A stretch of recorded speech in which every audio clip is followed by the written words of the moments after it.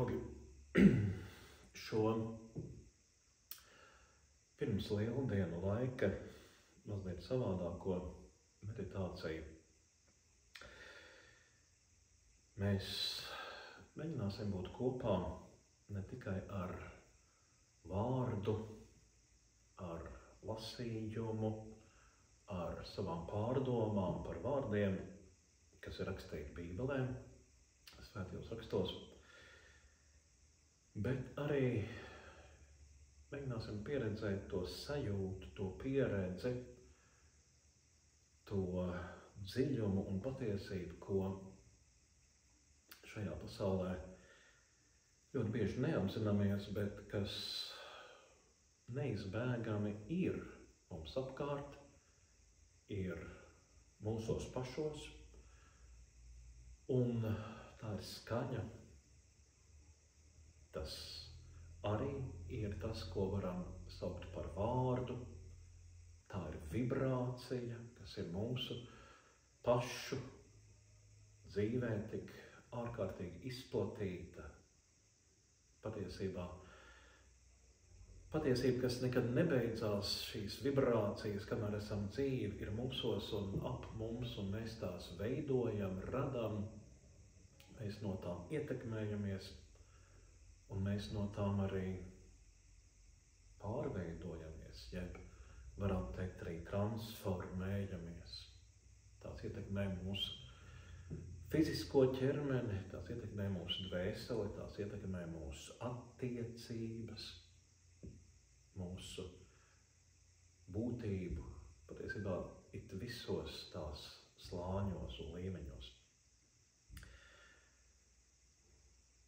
Bet šajā brīdī, tā kā ir pirms lieldienu laiks, kas arī liek mums sajust sevi vairāk, arī mēģināsim uzklausīt vārdus, kas nāk no svētajiem rakstiem, no Bībeles. Vārdus, kas runā arī par transformāciju, ļoti dziļu transformāciju. Un šajā reizē gribētu padalīties ar vienu svēto rakstu tekstu, kas nāk no Jāņa evaņģēlija 2. nodaļas, kas ir šim pirms lieldienu laikam ļoti bieži paredzēts un izmantots kā pamudinājums mums arī kaut ko, ja tā varētu teikt, iztīrīt no sevis, atbrīvot vietu kaut kam citam, lielākam, svarīgākam. Un tie ir vārdi par tempļa tīrīšanu, iztīrīšanu. Un tātad Jāņa evaņģēlija 2. nodaļā tā ir teikts: Jēzus devās augšup uz Jeruzalemi. Viņš atrada templī vēršu, avju un baložu pārdevējus un naudas miģējus sēžam, un saviģis no virvēm pletni izdzina no tempļa visus, arī avis un vēršus, un izskaisījis miģēju naudas un apgāza galdus. Baložu pārdevējiem viņš sacīja: nesiet to visu prom no šejienes. Nepadariet mana tēva namu par tirgus namu.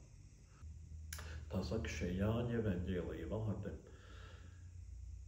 Šis stāsts atrodams arī citos evaņģēlijos par tempļa iztīrīšanu, bet droši vien tas norāda uz to, cik svarīgi ir tām dziļākajām, nozīmīgākajām lietām un vietām tikt reizi pa reizei iztīrītām.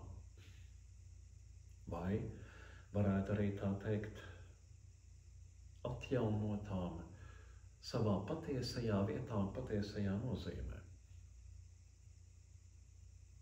Un arī mēs katrs esam šāds templis, bieži to neapzinoties, nesaprotot un aizmirstot. Bet kas gan mums ir svarīgāks par pašiem šo savu Dieva doto būtību, ar ko saistās visas attiecības, ar ko komunicē mūsu tuvie cilvēki,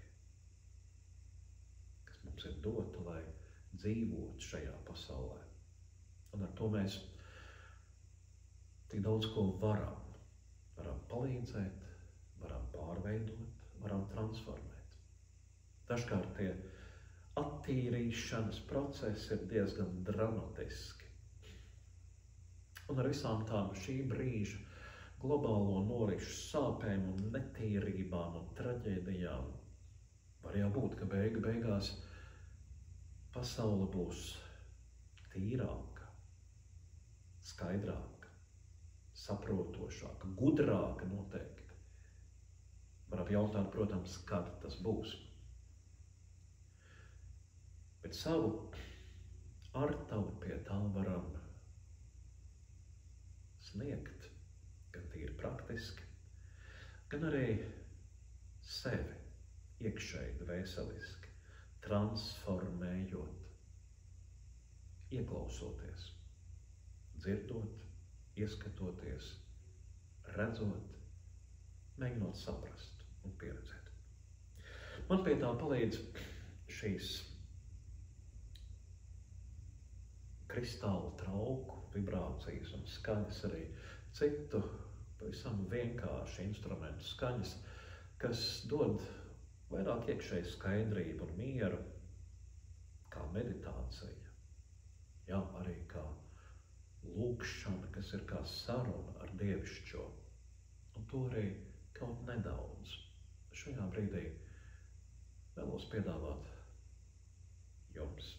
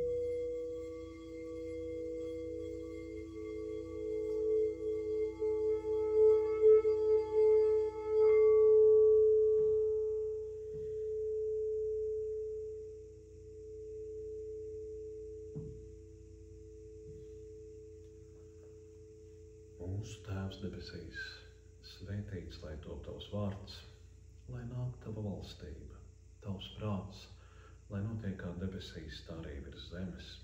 Mūsu dienascho maizi dod mums šodien, un piedod mums mūsu parādus, kā arī mēs piedodam saviem parādniekiem, un neieved mūsu kārdināšanā, bet atpestī mūs no ļauna, jo Tev pieder valstība, spēks un gods mūžīgi mūžos.